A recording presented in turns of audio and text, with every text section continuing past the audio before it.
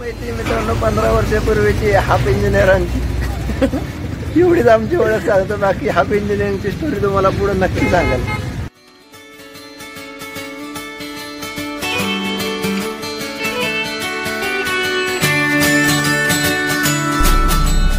बघू शकताय गर्दी यार, अजब गर्दी आहे, अजब. फुल जाम. सही आहे भाई, एकच नंबर. पोरं पण आले आहेत पिकनिकला.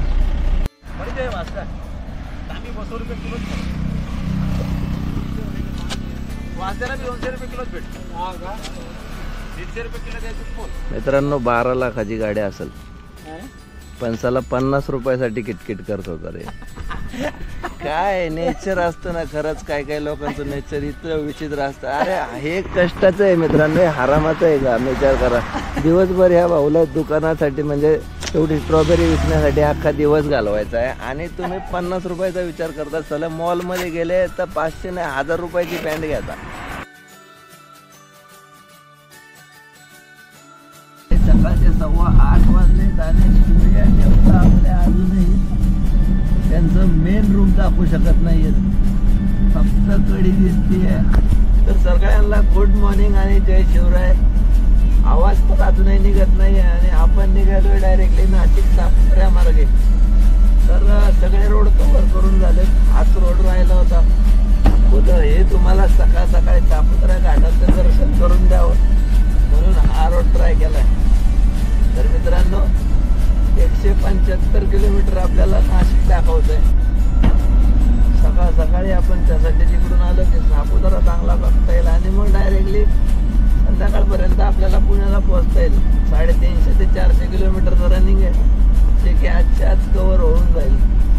तर मित्रांनो 30 ते 40 किलोमीटरचा हा फॉरेस्टचा परिसर आहे. म्हणजे गुजरातला भेटलेलं एकमेव थंड हवेचं ठिकाण म्हणून सापुतारा ओळखलं जातं. तसं आपल्याकडे महाबळेश्वर, माथेरान, पाचगणी बरेचसे आहेत. तर गुजरातमध्ये एकच येतं आणि वीकेंड डेस्टिनेशन म्हणता येईल याला.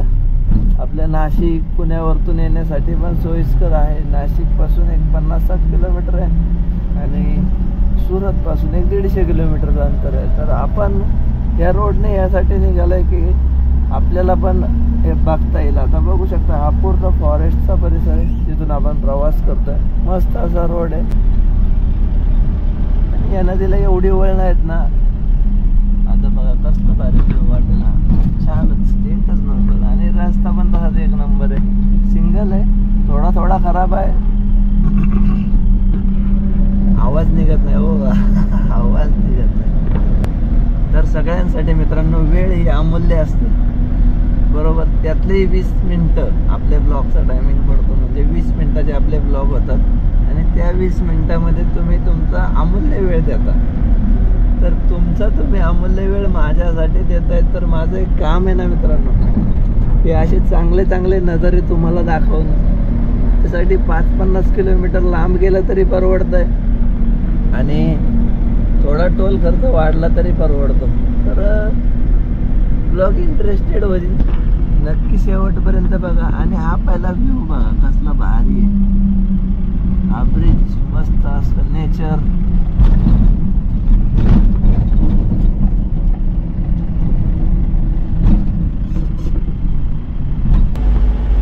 तर आपल्या खंडाळ्या घाटासारखाच आहे आणि असे घाटाचा अनुभव आपल्याला प्रवासामध्ये आहेच. कारण आपण सत्यमंगलम क्रॉस केलाय, तो तर याच्यापेक्षा खतरनाक आहे. भारी भारी घाट बघायचे असेल तर मित्रांनो उत्तराखंड किंवा नेपाळ साईडला जर गेलं ना, गुवाहाटी त्या साईडच्या जर ट्रिप भेटल्या ना, तर तिकडं खूप छान छान घाट बघायला भेटतात. तसा आपल्या कोकण किनाऱ्याला पण खूप छान असे घाट आहेत, घाटमाथे आहेत. तर बऱ्यापैकी आपण आहे ना कोकणातले सगळे घाट कव्हर करण्याचा प्रयत्न केला. हा घाट पण कव्हर करतोय. वरती एक खूप मस्त असं मंदिर आहे, समोरच तुम्हाला दिसत असेल एक मंदिर दिसत असेल.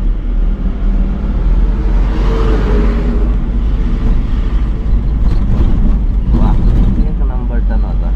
2 दिवसाच्या ट्रिपच्या प्लॅनिंगने आले ना तर पहिल्या दिवशी मित्रांनो सनसेट पॉईंट्स, सनराईज पॉईंट, त्याच्यानंतर इथे एक तळं पण आहे कोणतं तरी वरतीच, आणि त्याचबरोबर मित्रांनो आपल्याला किल्ला बघायला भेटतो महाराजांचा, प्रभू रामचंद्राचं आणि शबरीचं एक मंदिर आहे जिथं शबरीने रामाला गोरं खायला घातले तिथे.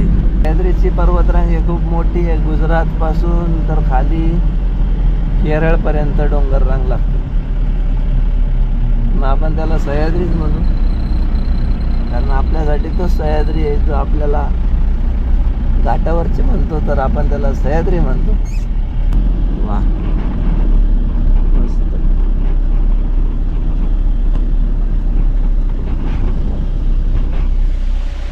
बघू शकता गजब गर्दी है, गजब फुल जाम. सही है भाई, एकच नंबर. पोरं पण आली आहेत पिकनिकला. बघा ना कसलं भारी आहे बघा. आणि ते बघा तिकडे जायला मित्रांनो स्काय रोपचं आहे, स्काय रोपची फॅसिलिटी समोर दिसत असेल.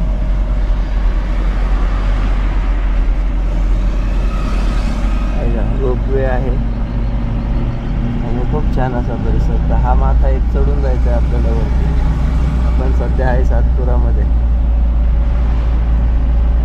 लेक व्ह्यू इकडून वरती जायला आहे, ते वरच्या पॉईंटला जाण्यासाठी, सनसेट सनराईज पॉईंट बघण्यासाठी हा रोड जातो. तर समोरचा जो डोंगर दिसतोय मित्रांनो तर तो आहे अजगडचा किल्ला. तर आपण फायनली महाराष्ट्रामध्ये पोचलोय आणि हा रोड जातो सापुतारा गुजरातला. आणि ही जी मागची टेकडी दिसते तर रोपवेने आल्यानंतर इथं येता येतं ह्या टेकडीवरती फिरायला, जिथून सनसेट सनराईज पॉईंट खूप छान असे दिसतात. आपली 1934 मस्त अशी या ठिकाणी आपण लावलेली आहे रोडच्या साईडला. कारण किल्ल्याबद्दल थोडक्यात माहिती सांगायची होती. तर हा आपला शिवाजी महाराजांचा किल्ला आहे. आणि मित्रांनो गुजरात साईडने जर कोणी आक्रमण केलं तर हा किल्ला आणि रामशेजचा किल्ला असे 2 किल्ले मित्रांनो आपल्याला स्वराज्यामध्ये भेटलेले आहेत. तर या दोन्ही किल्ल्यांचं महत्त्व असं की हे टेहाळणीसाठी जास्तीत जास्त वापरले जायचे. म्हणजे इकडून कोणता शत्रू येतोय तर त्यांच्यासाठी हे निगराणीचे किल्ले असायचे. इथून पुढे मग आपल्याला पूर्ण सह्याद्रीची कोकण रांग आहे तर पूर्ण किल्ले असे घाट माथ्यावरतीच महाराजांनी बनवून ठेवले होते. तर या मित्रांनो सकाळ सकाळी स्ट्रॉबेरी खायला. आपल्या महाराष्ट्रातली स्ट्रॉबेरी 2च ठिकाणी भेटते, म्हणजे एक तर महाबळेश्वर आणि दुसरा सापुतारा. फ्रेश आहे तर घेऊया आपल्याला. छान आहे ना, ते एकदम फ्रेश आहे मित्रांनो. बघू शकता स्ट्रॉबेरी. मला तुला आवडते स्ट्रॉबेरी? परत घ्यायला आलो. दादा परत घ्यायला आले. तर चला आपण पण एक आपल्या आरवीसाठी स्ट्रॉबेरीचं पॅकेट घेऊया. तर खूप मस्त असे स्ट्रॉबेरी आहे मित्रांनो आणि एकदम फ्रेश. गावाकडून म्हणजे आपण डायरेक्ट शेतातून घ्यायची आणि तोंडात घालायची अशी. एक नंबर.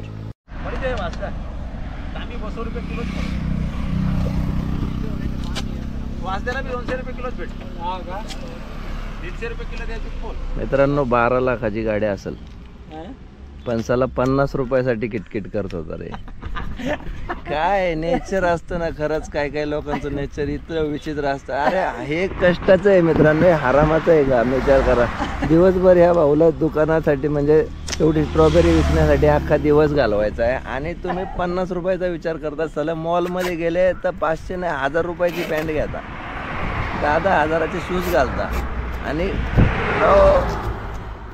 कोणाच्या मेहनतीचं कष्टाचं आहे हे. विचार करण्यासारखी गोष्ट आहे.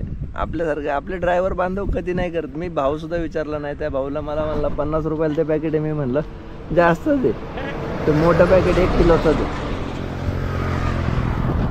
सुधरा रे, एवढा पैसा कुठं ठेवणार काय? चला ते भाऊ पण खूप हसतायत कारण खरंच विचित्र प्रकार होता. मी जास्त पहिल्यापासून त्यांनी बराच वेळ बार्गेन करण्याचा प्रयत्न केला. असं असतं लोकांचं काय काय नेचर. तर चला मित्रांनो स्ट्रॉबेरी घेतलेली आपण घरी आणि निघूया आता इथून पुढे. भरपूर अशी भूक लागलेली आहे. 11:30 वाजलेले आहेत. हे बघा आपली स्ट्रॉबेरी पॅक होती. दादा जरा सावकाश बरं का, लांब जायचं आहे तिला. नाही तर घरी जात वर त्याचा मला ज्यूस करून प्यायला. नाही खराब नाही होणार. चालतंय द्या पॅक करून. तर घेतलंय मित्रांनो आपला 1 किलो स्ट्रॉबेरीचा बॉक्स. दादांना पण आपला सबस्क्रायबर बनवलाय. तर चला निघूया आता पुढे. चला दादांनी हात वर केला, आता निघू पुढे.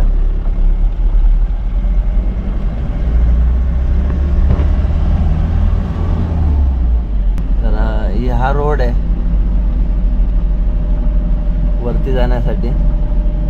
चालत जायचं असेल तर इथून जाता येतं. आणि मस्त असे आपला नाशिक जिल्हा सुरू झाला इथं. आणि मागच्या साईडला राहिलेला सापुतारा. पुढं आल्यानंतर मित्रांनो वजन काटा चालू आहे इथं, बघू शकताय.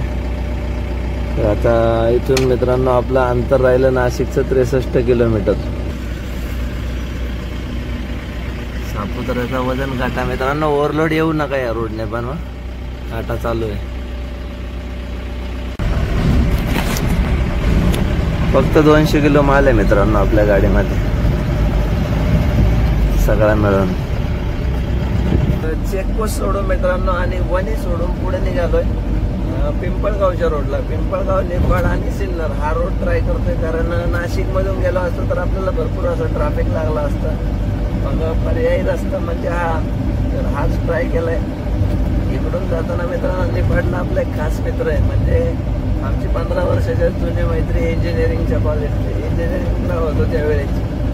तर आता माझ्या इंजिनिअरिंगकडून आला मध्ये ड्रायव्हर असताना. तर आता निफाडला चाललोय. तर रामा भाऊला भेटू. खूप जॉली माणूस आहे.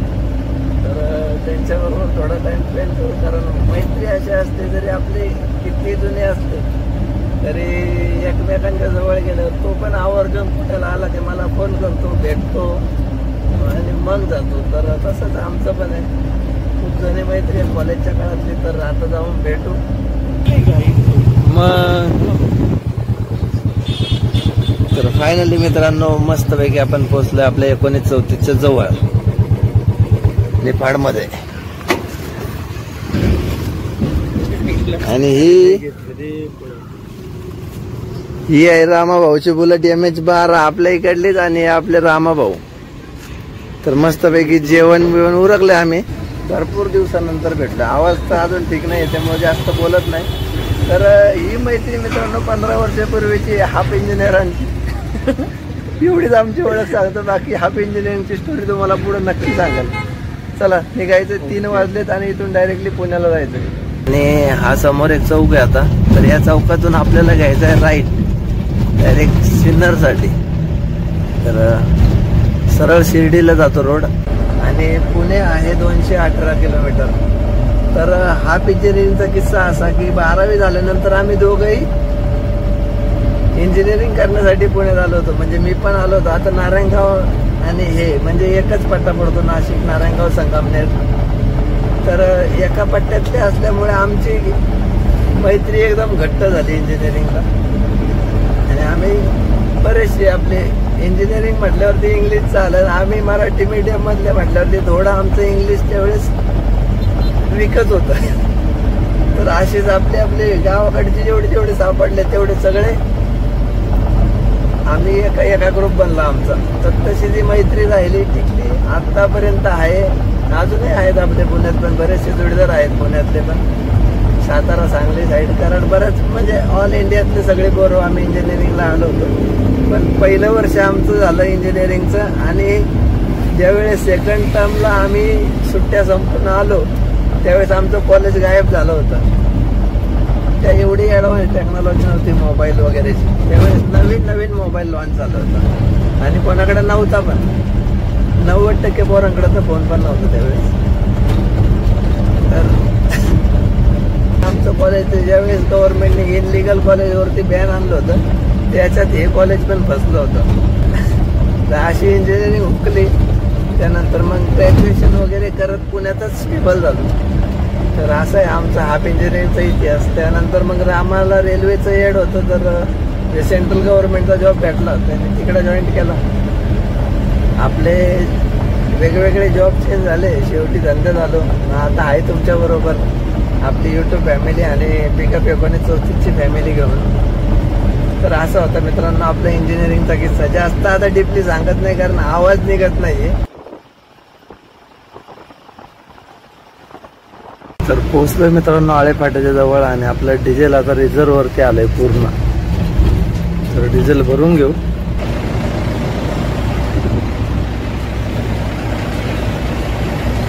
तर भारतच्या पेट्रोल पंपावरती मित्रांनो 2000 रुपयाचं आपण आता डिझेल जस्ट भरून घेतलंय. आणि आता आपल्याला लागेल आळेफाटा. समोर आळेफाटा आहे. तर 100 किलोमीटरचं अंतर आपलं शिल्लक राहिलं इथून. तरी पण आपलं 2000 म्हणजे 5000चं बजेट आपण डिझेलचं ठेवलं होतं तेवढंच कम्प्लीट करून घेतलंय येताना पण. तर चला मित्रांनो जरा फास्टच चाललोय कारण थकलोय भरपूर. त्यामुळं जेवढं फटाफट निघता येईल तेवढं निघण्याचा प्रयत्न करतोय. रस्त्याचं या काम चालू आहे ॲक्च्युली. बऱ्याच ठिकाणी खड्डे पडलेले आहेत त्यामुळं रस्ता विचित्र झालाय. पुणे नाशिक हायवे हे बघा. आता आहे का दम तरी आहे का? त्या 2 गाड्या संघच एका टाइमला ओव्हरटेक करून लेनला जागा तरी बघणं झालं. जाऊ द्या. तर फायनली मित्रांनो पोहोचलोय घरी. आता आवरूया आपल्या बोजा बिस्तरा आणि निघाऊ घरी. तर मस्त झालेली आपली जर्नी. आजच्या दिवसभरामध्ये मित्रांनो आपण सापुतारा कव्हर केलाय. रामाभाऊला पण भेटलो. तर हितेश भाईचं भेटायचं राहिलं कारण यावेळेस पण रात्रीचा प्रवास त्यांच्या गावामधून केला. त्यामुळं मग फोन नाही केला कारण योग्य नाही वाटणार. तर मनापासून सॉरी हितेश भाई. नेक्स्ट टाइम ज्यावेळेस आपलं परत अहमदाबादचं बुकिंग येईल तर यावेळेस आधी फोन करून सांगाल आणि ऍडव्हान्स मध्ये सांगाल तुम्हाला कधी येणार आहे, किती वाजता येणार आहे. त्यावेळेस प्लीज जागे राहा. तर चला मित्रांनो आजचा ब्लॉग इथेच एंड करूया आणि नेक्स्ट ब्लॉग मध्ये मित्रांनो आपण उद्या गाडी खाली करायला हडपसरला जायचंय तर गाडी खाली करून घेऊ. त्यानंतर पोच वगैरे कुरिअर करायच्या त्या पण करू आणि बघू. सगळ्यांच्या कमेंट्स पण वाचू या सिरीजच्या. तर खूप छान छान अशा कमेंट्स असतात. मी बऱ्याच वेळा तुम्हाला सगळ्यांना रिप्लाय देत असतो आणि आपण कमेंटचा लाईव्ह पण करतो. तर उद्या आपण या ब्लॉगच्या एंडलाच म्हणजे जो लास्टचा एपिसोड असेल त्याच्या एंडलाच सगळ्या कमेंट पण कव्हर करून घेऊ. आजचा ब्लॉग कसा वाटला ते कमेंट करून नक्की सांगा. आणि मित्रांनो सिरीज कशी वाटते ते पण कमेंट करून नक्की सांगा. तर भेटूया नेक्स्ट ब्लॉग मध्ये. तोपर्यंत काळजी घ्या. जय शिवराय आणि गुड नाईट.